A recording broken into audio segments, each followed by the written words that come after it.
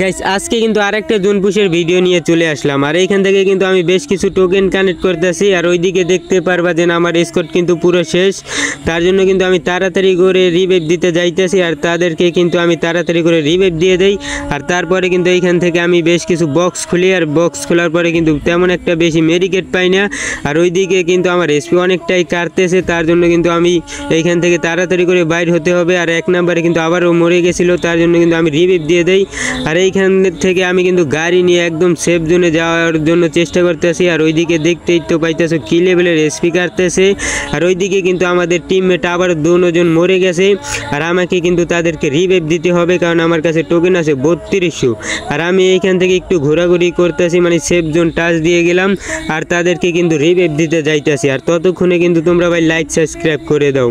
তো দেখতেই তো পাইতেছো জোন কিন্তু মোটামুটি অনেকটাই ছোট হয়ে গেছে। আর আমি কিন্তু তাদেরকে রিভাইভ দিয়ে দেই।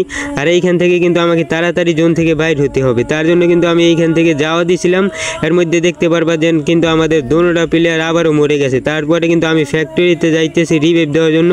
আর এইখানে কিন্তু আরেকটা জোন পুশার ছিল। তারপরে আমি কিন্তু গাড়ি থেকে নাইমা তাদেরকে আবারও রিভাইভ দিয়ে দেই। আর আমাকে কিন্তু তাড়াতাড়ি জোন থেকে বাইর হতে হবে, কারণ আমার এসপি অনেকটাই বেশি কাটতেছে। আর আমি জোন থেকে বাইর হওয়ার সাথে সাথে দেখতে পাইতেছো মানে আবারও আমার দুইটা টিমমেট শেষ। তো গাইস আজকের ভিডিও এই পর্যন্তই ছিল। যদি ভিডিওটি ভালো লাগে তাহলে সবাই লাইক সাবস্ক্রাইব করে দিও। আল্লাহ হাফেজ।